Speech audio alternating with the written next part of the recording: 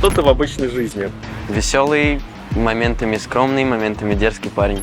Ну, в основном вся жизнь построена вокруг аквабайка, да. А так все, что экстремальное, все, что движется, на всем катаюсь, езжу, прыгаю. В этот спорт меня привел отец, еще лет в 6, наверное.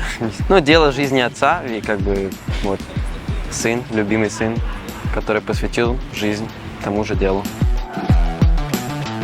Тогда расскажи, почему именно стоячки? Потому что папа-то ездит в основном на сидячках. В детстве сложно кататься на сидячке, ну, если так подумать. Поэтому начинал со стоячки, и все увидели, что хорошо получается. Ну и как-то даже не стал уходить в другую сторону.